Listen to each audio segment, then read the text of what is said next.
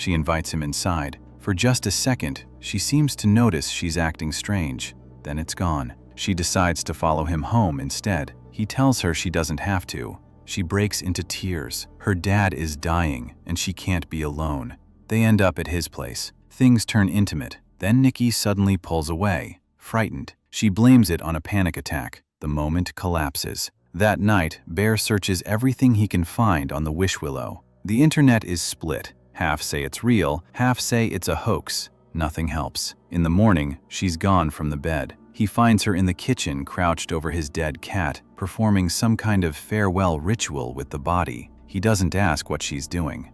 At work, Ian pulls Bear aside. Bear tells him everything. She stayed over. He's worried. Ian's read is simple. Probably some drug. Get her to a doctor. That evening, Bear watches Nikki leave with Ian instead of him. Later, a knock at the door. It's Nikki. She apologizes and blames the night on something she took. Then she turns back and says she knows he likes her and that she likes him too. Has for a while. From that point on, they're together. Good moments, late nights, movies. Bear loves every second of it. Then one evening at dinner, he asks about her dad. She brushes it off, and his phone rings. It's Ian. Nikki's dad is actually cancer-free, goes to work every day just fine. And weeks before any of this started, Nikki told Sarah plainly she only ever saw Bear as a younger brother. Bear ends the call and sits back down. Before he can speak, Nikki pulls out a gift, an heirloom from her mother. She tells him she loves him more than anything in the world. Bear sets it on the table and asks quietly whether her dad really had cancer.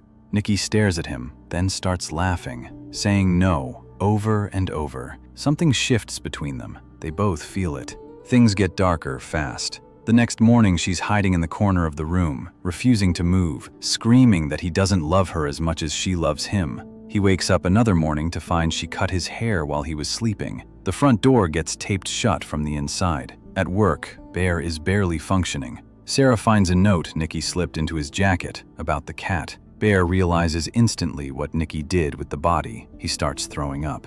Bear calls the number on the Wish Willow box. They tell him what he feared most. The love isn't real, can't be changed, can't be reversed. As long as Bear is alive, Nikki stays exactly like this. The man briefly puts her on the line just to make the point. All Bear hears is screaming. He gets home and finds Nikki barely holding herself together. While she showers, he confronts her about the cat, then brings up a boys' night with Ian. The room goes silent. She screams. He invites her along. At the bar, Nikki stays glued to Bear all night. She laughs too hard at every small joke. During a storytelling game, she tells a twisted version of Hansel and Gretel,